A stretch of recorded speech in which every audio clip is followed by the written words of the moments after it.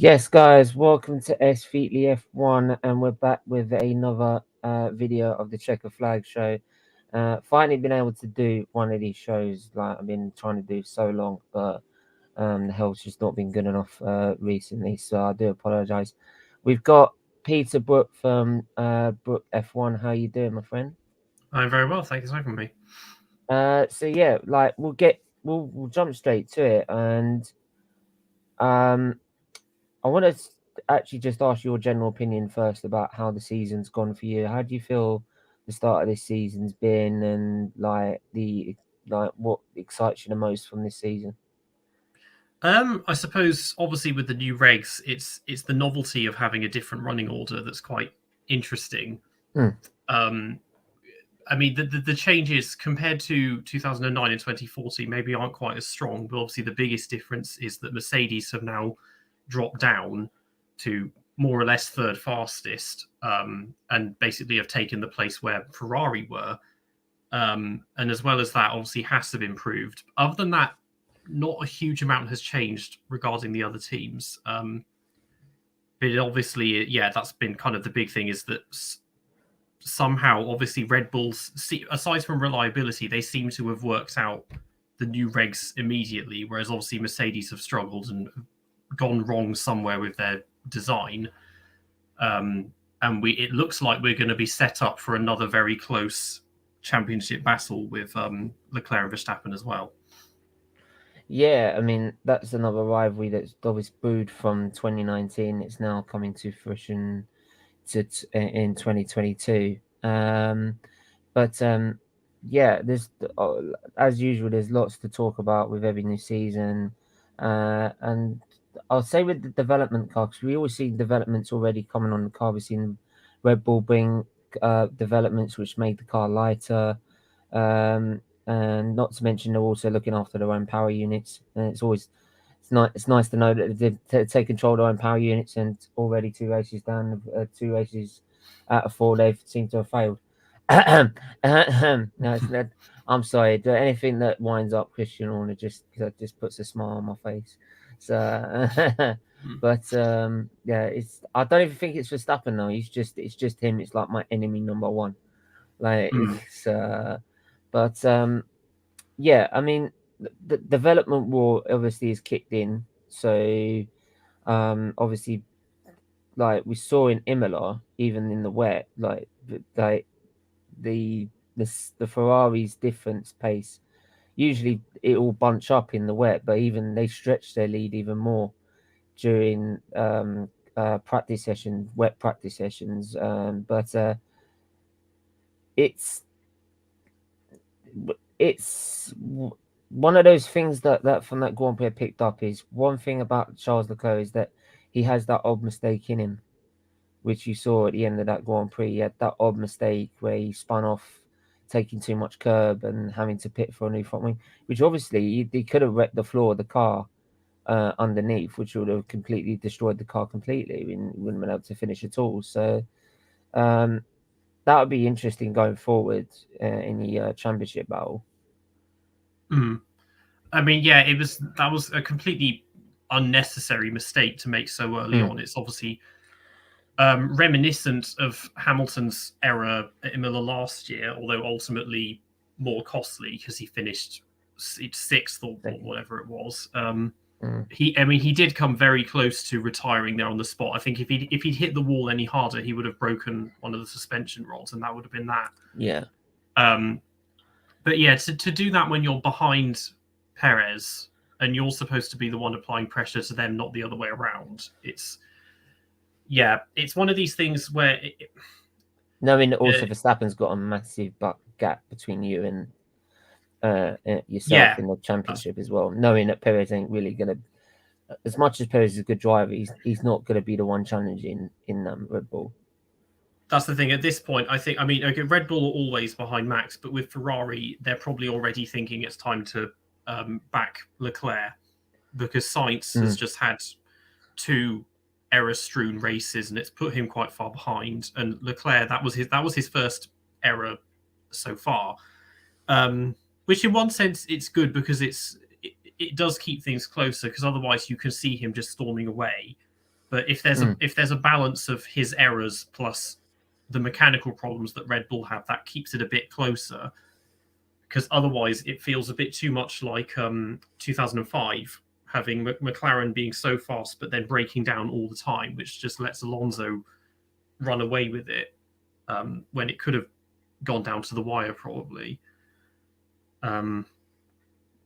Yeah, he. I think he's obviously matured, and it's now he's got a better car under his hand, so he's not quite so desperate. But we've seen in the past he makes those kind of errors if he's fallen behind and he's trying to make up for lost time. And Monaco 2019 was he started. I can't remember why, but he had to start at the back because he I think he. No, what happened was that the track had sped up enormously in qualifying, and then they stayed in the pits while everyone else did a lap to thinking that they were safe, and they got knocked out in Q1. So he did well to a point, and then he caught the wall at Raskas, which then left a puncher for the next lap, which you could tell by his anger was destroying the floor. The car, you could see bits of the floor coming apart because it was just it was this home race as well. I mean, obviously he's never never actually finished the Monaco Grand Prix in Formula 2 or Formula 1, which is quite interesting. I know, like last year as well, and I'm like, you've given Harvest, you put it in the wall, and I thought, and as soon as Gearbox went, as he's parade lap, and I'm like, no, you've just given it to Verstappen. What have you done? I mean, I'll be honest. I was amazed that they hadn't checked the whole car. I think they did. I think they did, but they're like, well, what do you do? Do you go and gamble, or do you take the safe option? And because I think in their instance, it's like, well, we got to lose anyway, so we might as well try. Like, So I think in Monaco, knowing that if you managed to keep the gearbox intact throughout the race, you would have ended up winning the race. So I think they had no choice to be go for it in the end. I suppose they were. I mean, it just surprised me a bit that it wasn't until not long before the race that we said, "Oh, he's not starting," because they found a problem. Because you think in a crash like that, you check the entire car over, and obviously they don't want to have to replace the gearbox because there's nowhere more than Monaco do you not want to have to take a grid penalty. No. I mean, he also obviously 2018 he crashed into Hartley, and he finished neither of his two Formula 2 races, so he hasn't really had a particularly good record at Monaco. But that's kind of going off on a tangent a bit. It's going back to Imola. Obviously, in the dry, Max was just controlling it very comfortably, and Leclerc was kind of there or thereabouts on pace, and obviously had to push harder when he was losing time after pitting. But before, that's the thing. It's gone back and forth because Australia, it was Ferrari easily, yeah. And then it was kind of, and then it was Red Bull at Saudi because obviously Perez got pole and then Max got him at the end. And then Bahrain was again a Ferrari track, so it just seems to be sort of swings and roundabouts a bit. Verstappen at Saudi and not brake testing anyone. Jesus. Well, they did do that. They almost did because they had that. That DRS chicken. That's going to be the thing. Like last year, of course, it was track limits everywhere. Like wondering where can we do it. And this year, because there's DRS zones on like every straight, it's just going to be let's play DRS chicken and see who can catch who where, basically. Especially with the fact that people can follow a lot closer as well.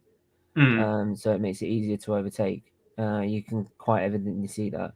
One obviously big announcement, and I'm sure everyone's massively behind this, and obviously Daniel Ricciardo saying he was definitely looking like he's going to retire, but I'm going to cancel that, is obviously the announcement of the Las Vegas Grand Prix, which had been on the calendar before. It had been in the calendar in 1981, deciding the championship with Nelson Piquet, and 82, I believe 83 was their final race. And then, so now, 40 years later, they're now bringing it back down the main strip, 200 mile an hour. That's going to be fun.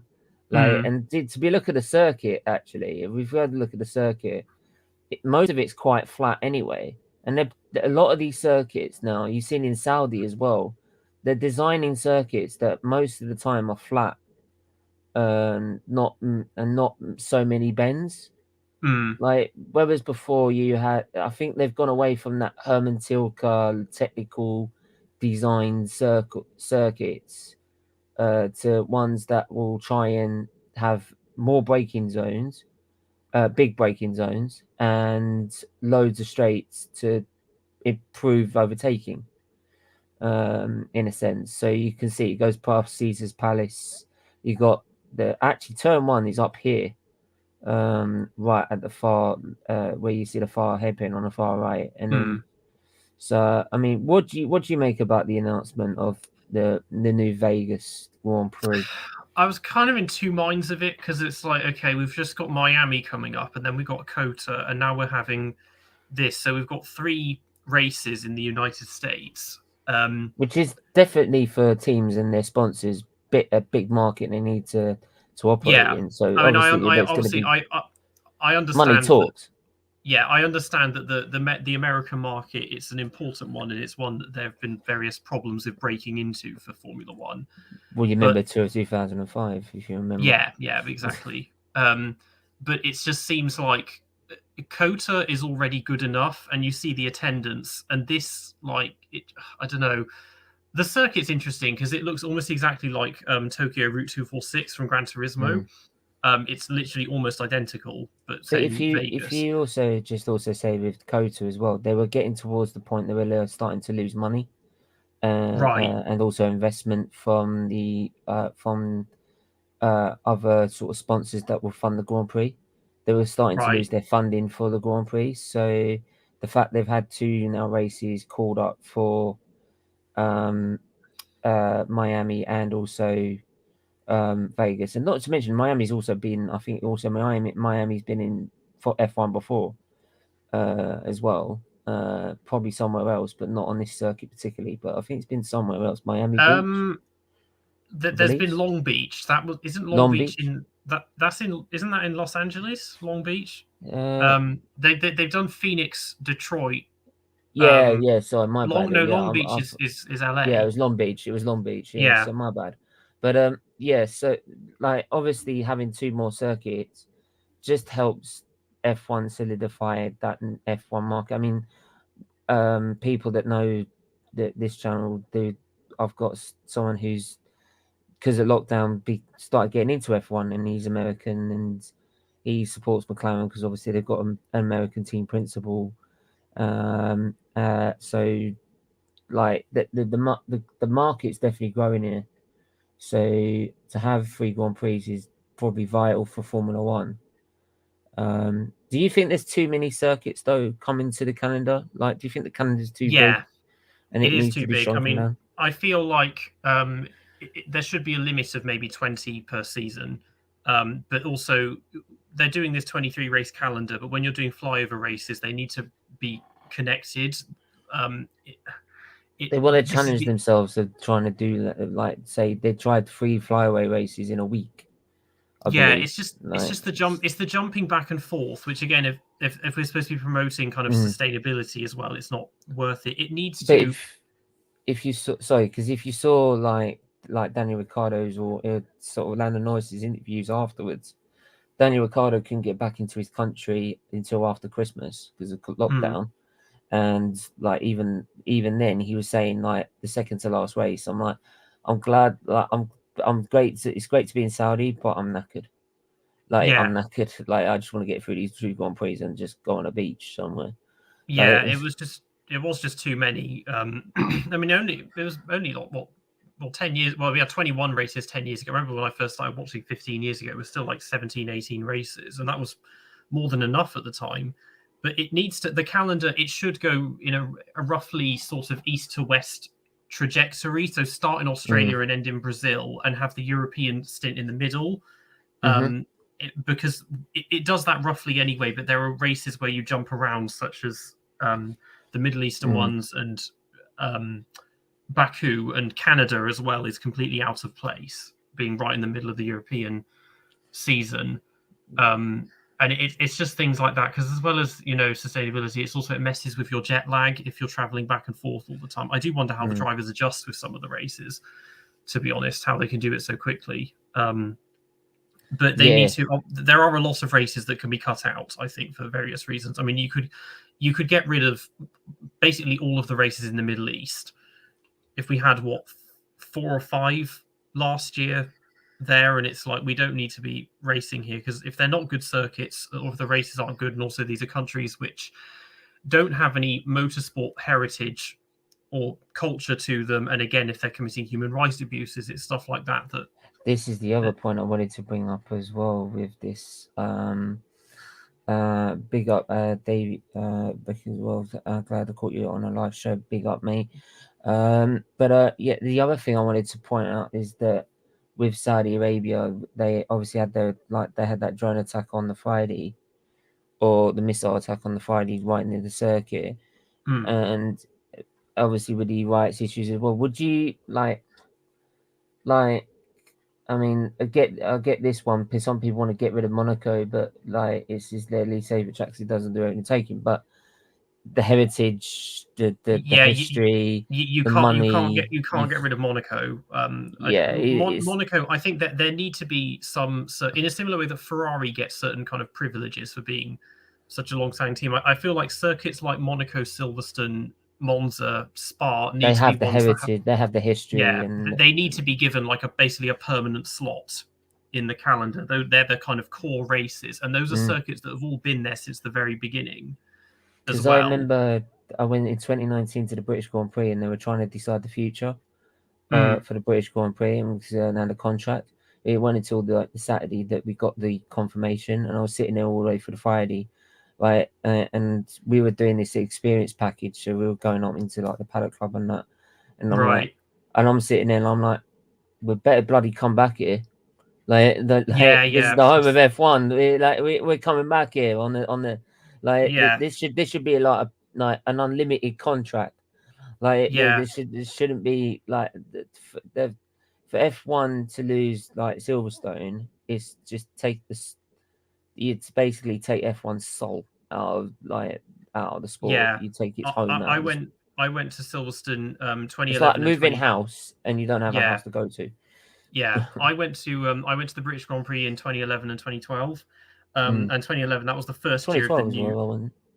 Oh, you went too. 2011 was that was the first year of the new paddock. And everything. So that obviously the layouts, they'd had it since the previous year, but this was around the same time that there were discussions of hosting it at Donington instead. And they spent ages. That was a couple of years before. It was they called that out in 2008, because in 2008 they were giving this big thing about this was our last time here, and they're going to move it to Donington. They just and then dug up Donington and then 2010 they said, oh, we got an investment package, we'll have this layout for 2010, and we'll have it new pit lane in 2011. And to be honest, now if you look at it now, it's got everything it needs. The Silverstone. So like it doesn't need changing at all. It's a 10 in every kind of category, so to speak. Silverstone. It is odd. It's the way things like Hockenheim, for example, how much that has struggled, which again that's another core heritage circuit. Nürburgring. And the Nürburgring. I mean, with F1 specifically, probably more Hockenheim than the Nürburgring, because the Nürburgring layout that we use is quite new. Because obviously for various reasons we can't use the Nordschleife. But Hockenheim is the way it struggles. Cars can't jump 13 times, unfortunately. No. But it's I mean, it would be very interesting to see how they would do if they went to the Nordschleife. It'd take porpoising to a new level. I mean, qualifying would be mad, because if they're doing 6-minute lap times and everything, you'd have to just be running non-stop. You wouldn't have time to do an out lap, an in lap, and a hot lap or anything. Yeah. It would, it's it takes 6. No, actually, Nordschleife, you take 6 minutes to start a lap, and then you'd have to finish it. But you'd be out there for like, you'd have to judge it. So you take another 6 seconds off, so you'd end up with 15 seconds remaining as you cross the line. so you can start the flying lap, so It you would don't take take the so thing much is out your tires. it would take you the The whole of tires won't last Q1. long enough anyway. Yeah, that's the thing. It would take you. like every It lap. would take they would have to crawl around to save the tires, and that would take ever. It would take you the whole of Q1 just to complete a single lap. When you factor in the in lap and the out lap, it just wouldn't. It'd be crazy. Yeah, but with Hockenheim, it's just the races like the last two were so good. If people moan about traffic and, around the Nordschleife, then seriously, they've got issues. yeah, You can't it's find any area there. It's just one, but Hockenheim, it's another one. It shouldn't be struggling because again, the attendance is really good, and maybe it doesn't have the glitz and the glamour of some of the modern ones, but it's a good, just old school circuit and everything. And even if they did kind of emasculate it a bit by getting rid of the forest section and digging that up, but yeah, that's one of we shouldn't be losing Hockenheim to be going to Jeddah or to Qatar or whatever. But it's just like the big thing. Money talks, doesn't it? So, haven't they? Yeah, when Silverstone's having like major changes to the circuit and that, they've had to sometimes host it at Brands Hatch or something like that. So, yeah, they raced Aintree like I think once in the 1950s. Once or twice, and then there was a time in the 70s when it was mostly being done at Brands Hatch. Yeah. Again, a Brands Hatch is a great circuit, but it's not Silverstone. Like you can't. I don't it's think not that really long anyway. It's not like you can't. They'd be doing sub 1 minute lap times probably. Yeah.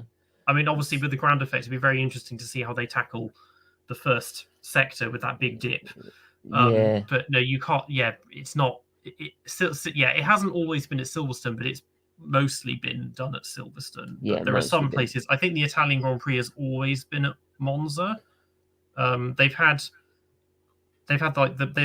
races in Pescara and places, but they were separate Grand Prix, I think.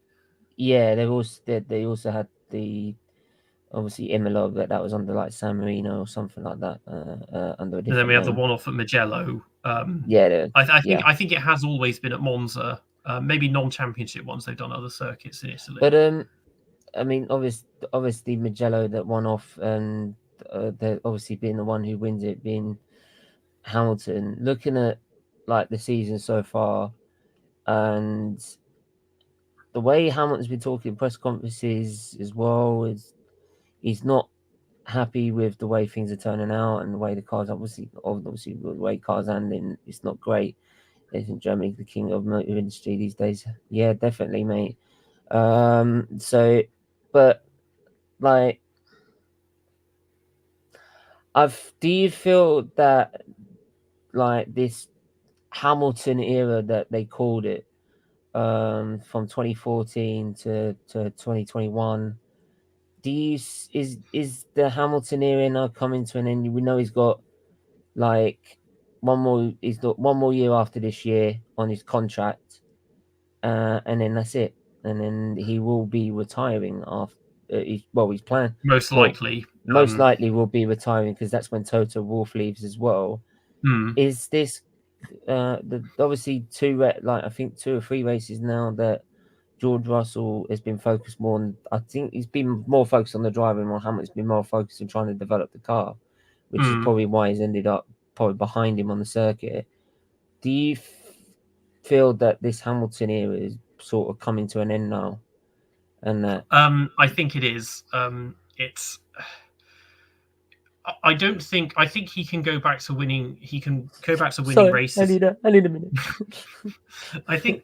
I mean, he can probably win a couple of races this year. I mean, but it's we've now that like the younger drivers like Verstappen, Leclerc, and Russell and everyone, they're getting into their stride, and we're seeing that transition to the new generation away from, because obviously Raikkonen's just gone, Alonso is somehow still here, and Vettel it seems to be losing the will to live as well. So we're kind of losing each of the old guns, because at this point Hamilton's 37 or something. He is. So he's in January 85. So yeah, he's 37. Yeah, he's 37, I believe. So he's no spring chicken, and eventually, I mean, I don't think there's much evidence that his pace is starting to slow down in the same way that I don't think it is. He's still there. It's still there if you give him a car that works for him. Yeah, I think it does, but it does have to end eventually. And yeah, I don't think he's going to become so impatient or just so fed up that he quits like at the end of this year or even during the season. Obviously, the media are obsessed with rumors of retirement, which he's dismissed because it's like I think as soon he as can. like he's had a few performances, they're saying that he's retiring or this, that, and the other, don't they? Yeah, I mean, obviously, this isn't the first. I mean, okay, almost for almost his entire F1 career, he's had driven cars capable of winning races and fighting for championships. But it's not like this is a completely new experience for him, not running at the front or whatever. But obviously, he's been doing that for most of the past 8 years or so, with relatively little challenge for large parts of that as well. But yeah, the thing as well is that he does so many other things outside of F1 because someone like Kimi. I think just said he loves. I mean, he loves racing. He hates all the media stuff. But I think for him, it's like, well, I may as well keep doing this because I've got nothing else to do. But Hamilton obviously has a lot of hobbies and passions and everything else that he's indulges in outside off the track. So he's if he does retire, he's probably not going to be one of the ones that then comes back after a year or two. No, if he retires, that'll be it. It'll be it. Yeah. Also, because when people come back, they usually usually slower as well, and it only helps to damage their reputation. Unless you're Prost and you get put in like the most sophisticated car ever he made. like took a year out, didn't he? Yeah, only a year to be honest. It was but obviously we saw how different Schumacher was because I didn't really watch F1 much when Schumacher was dominating. So obviously, like everyone, I was very interested to see how it would go. But ignoring the fact that the Mercedes at that time did not have the fastest car, he was just rarely able to match Rosberg as well. And I think he was more on the sort of development side and the sort of what Hamilton's doing right now. He's more on the development side, trying to see where the problems are with the car and using his capabilities to try and best those changes. I think as well. There's the pressures are different on each of them because Rosberg and Russell they're both younger and they would have a lot to prove if they could say, well, I've just beaten a 7-time champion. That obviously does a lot for their street cred and whatnot. And you can see, and with someone like Hamilton, obviously they always want to keep winning, but he's like, okay, well, I'm not trying to hunt for my first championship in the way that someone like Leclerc and Russell. Do you feel what happened in Abu Dhabi scarred him in a way? Maybe a bit. I mean, not as much as some of the audience and maybe Toto and that. I mean, he says in publicly he's moved on from it, and maybe he has because I think now once there is a new season afoot, you're so focused on that you kind of forget what's happened. And the fact that Massey's gone and everything. Well, I don't know. Both F1 by directors have got COVID, so you never know. He might get maybe he'll come back. Someone do me a favour. If he comes back in the paddock, someone just shoot him. I mean, he at least. I mean, Hamilton at least was able to put on a facade even immediately after it happened, and then obviously he spent several weeks out away from social media. Yeah, I mean, I found I understand why he did that, and I think all of them need that anyway. But it was just a bit puzzling when he said he needed to get away from the media, and it's just like it wasn't the media that did that in Abu Dhabi. It was race control. Like it was a bit of an odd reasoning, but I get why you need to take that time away, and probably also because they can, if they go looking for it, they can see what people are saying on Twitter and Instagram and everything. So maybe it's just best to pretend it's not there, I suppose. Yeah, I feel that. I feel like I can see why it would scar him because like everything that you believed that was fair and honourable in F1 sort of just went out the window in that brief moment in time. And I've said it before. If it was the other way around, I would not have been happy about it at all. Like if Hamilton had won it in that way, I would not have been happy because it goes completely against sport. You can't have a set of regulations to then break them in the middle of a race after a team has just made a very strategic decision to keep a driver out whilst the other one pits, like on the basis that you'll stick to the rules. It's a bit odd because I mean I don't think it's a case of race fixing. It's more just they weren't thinking, oh, let's hand Verstappen the title. They're thinking, let's make this an interesting But then they ending. did Rather sign than... but then Red Bull did sign a £500 million deal with Oracle, right? And it's Right. like it then says to me like, right, okay, and you're telling me they didn't know nothing about that. Yeah, it just Right. it's I don't really, I mean, because they obviously the controversy is that they only unlapped the cars in between the two of them. That's not even And the it's controversy bit. That's because it could be any number of cars, but even though it gives the disadvantaged to other people, and you're not focusing on the whole grid. You're only focusing on two drivers, which is how can you run a race like that? But like, it's not even that. It's the fact you've kept the safety car. You bring the safety car in on the same lap as you've let them unlap, which you can't do. You have to come back on the next lap, which means that it would be the end of the race. Right, and I think from that they were definitely thinking from a spectacle perspective of they didn't want to suddenly end. But how's this. that a spectacle? Because like a spectacle would be red flag, everyone gets a fair shot, we're on soft tires.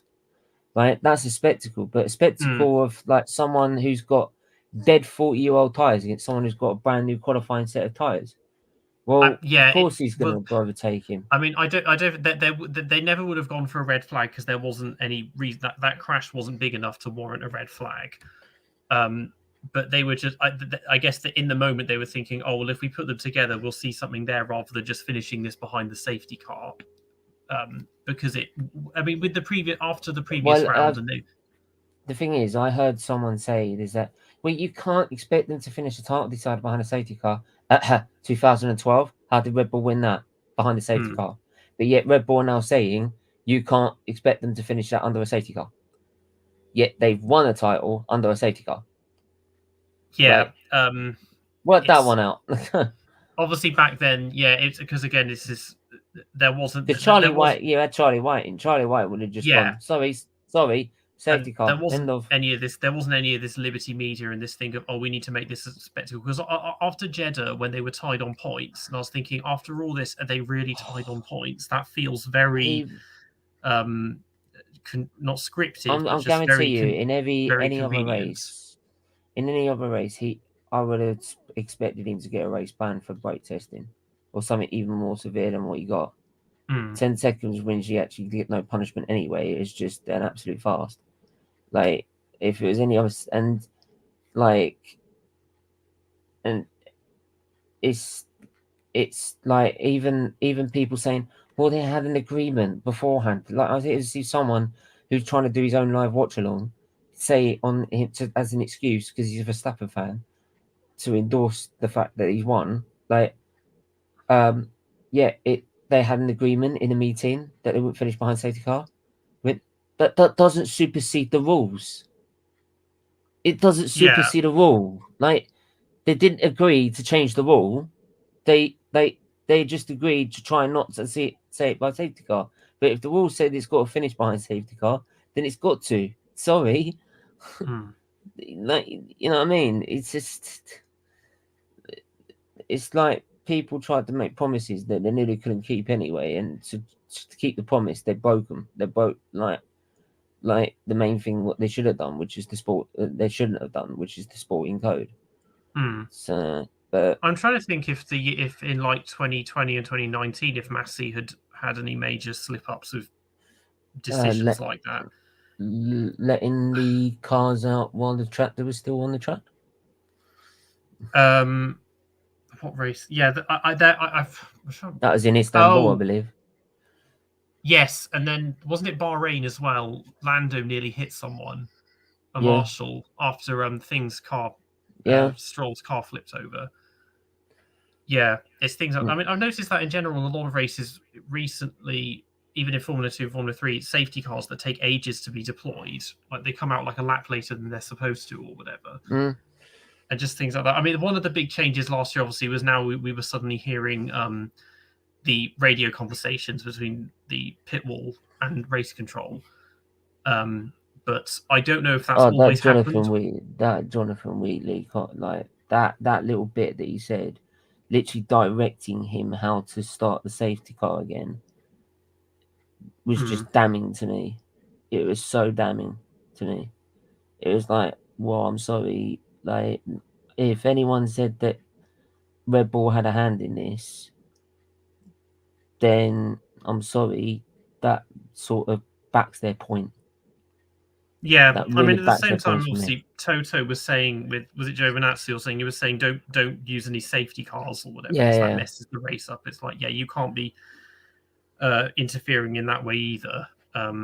I don't know if they've always been able to communicate, or if that was just the first year they decided to broadcast it. I think that was the first year, to be honest. I think they've Yeah, always been because doing it. it's quite new as well that commentators can now chat to the pit wall as well. That's only happened in the past couple of years as well, and it's getting a bit. I mean, that's where the media side gets a little overbearing, I think, because now the drivers are complaining about having the media day on the same day as Friday practice. And like in touring cars, they chat to them when they're actually in the car.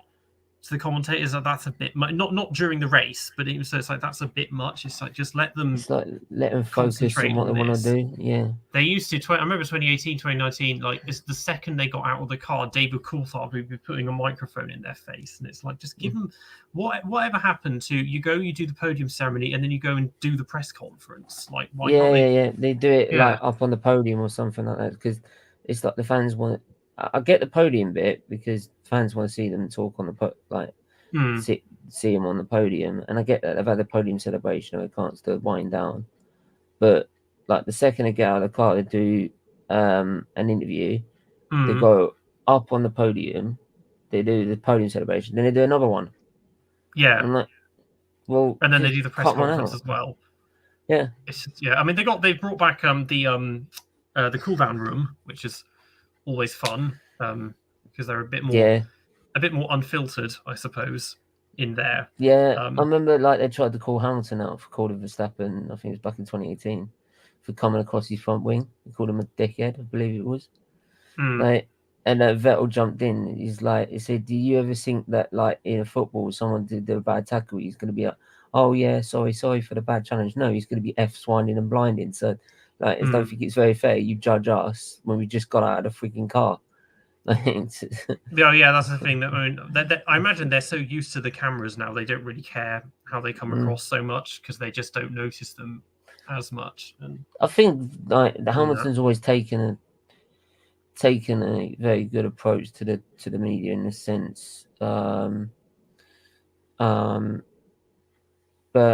like compared to others, for example, I just love all the outtakes that you see on the you see the compilation clips. A lot of the outtakes of people taking a piss. I think I saw the 2019 one where Lando, I think, ended up crying in the press conference because he's with Ricardo. I mean, the press conferences were. I mean, obviously, there's the big one is Abu Dhabi 2014 had a short view into the past, and they had like Hamilton and Rosberg were throwing shade at each other as well, and and then Vettel was like making sure he picked both of you out so I could go through. No, yeah, and that guy always comes back, and then he's like asking about Hamilton's autobiography. He said, "You got another 9 years to wait." You got another 9 years to wait. And like Alonso, like I think it was 2018. What is it? He's like, he's been waiting all this time. Tell him now. Tell him now. I think the only other one with Alonso is when he said when I come back as FIA boss, and then I was like, not when I'm racing. No, I said, maximum penalties. Yeah, you already did that in Hungary, didn't you? So, but yeah, I mean, going forward in like the season now, we moved to the Miami. What we moved to Miami. What do you expect from this race coming up next weekend? I don't like the circuit. Looking at it, okay, that's a good start. Yeah, and obviously it's Florida, so there's absolutely no elevation changes of any kind. But it just hasn't. got any like doesn't look like it's very, once again it doesn't look very good for overtaking. It has the classic like long straight with the hairpin, and then the rest of it is just windy corners, and that it's one of these ones. It'll probably be there for a year or two, and then they'll just get rid of it because I think there'll be 2 braking zones where they can overtake. If I look at this, I'm trying to remember exactly how it looks. And so there you go. So there's the start finish straight, and it goes. I feel like the bigger straight is a better place for that. Yeah, the second straight. Well, actually, to be fair, the second straight could be flat from literally that hairpin all the way around to that. That could be could you have a DRS zone back there to there? Does it goes? Oh, so it goes counterclockwise, doesn't it? Yeah, it goes. It goes. So like the hair. So you got that really really long straight, and then that hairpin, and then the last 2 corners of that pin. And if it went the other way, like that would be quite entertaining on lap 1, going to that. S's to a hairpin. Because otherwise, that is a very short run to turn 1. This part here, that's very sharp. That is a very sharp chicane. That's very very tight. Yeah, that's gonna be fun watching him go through there. But again, that doesn't really. It's when they do these tight little chicanes before a long straight. It's like you can't. Obviously, the straight's very long, but it's like that. That's the problem we have with the old cars is because you can't follow. You fall behind in very narrow, slow corners like that, and then you'll put you miles behind on the straight or whatever if you're trying to pass them. Absolutely. Yeah, it just there's just a bit too much going on. Like I think it's more because of the what's going on off the track rather than what's on the track. To be honest, if you get what I mean on that one. So yeah, so there's sort of pictures of the way it looks and that what it looks like, and the fake marina and that the fake marina as well. It's not even a real marina as well. It's like they're trying to build. It's like you're in Miami, so you think you could have put it next to a real marina, but yeah, you know what I mean. It's that. This is the stuff I really hate: is this obsession with aesthetics and being built in these resorts, these nice buildings. I mean, because the classic circuits, they look good because they're in an organic, natural environment because they're surrounded by hills and trees and everything, and it looks like something that kind of grew on its own rather than places like Abu Dhabi where it looks like it's in a stadium and that. Yeah, I'm looking for what happened to circuits that are just good, like circuits rather than actual like what's looking outside. Because there are ones that used to be like. I don't want to look at the sights around outside. I want to look at the cars on the track. I mean, maybe it's nostalgia, but I really liked Yongam and Bud in India. Because Yongam, they were supposed to be developing it and building buildings and stuff, but they didn't. So it kind of looked like it was on marshland, but it still just kind of worked because it was such a good circuit as well. And Bud did look great because it had those gigantic grandstands and everything, and the circuit was brilliant. But I guess even in India, the market just wasn't really there to keep it going. No. Which I guess is even though they had a couple of like Narain Karthikeyan and people like that racing at the time. Yeah, but unfortunately you can't keep them in just for namesakes, of course. But it'll be interesting to see how it plays out. It might be a surprise, but we'll wait and see when we get to it. But I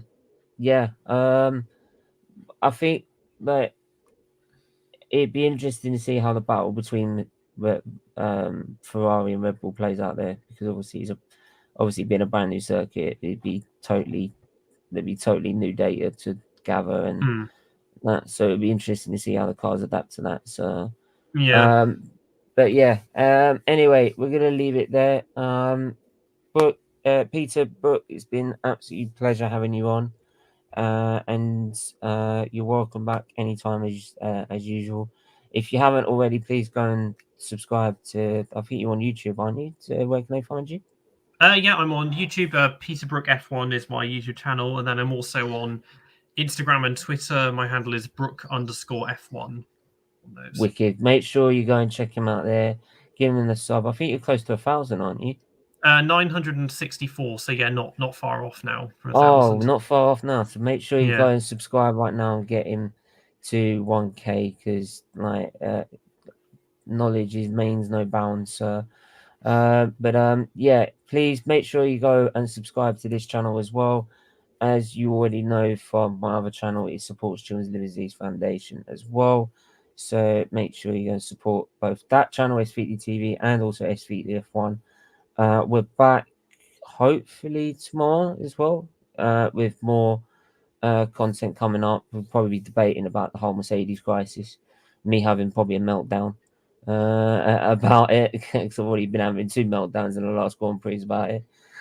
So we'll see how that plays out. But yeah, but until then, everyone stay safe, stay well, and we'll see you soon. Take care. Bye bye.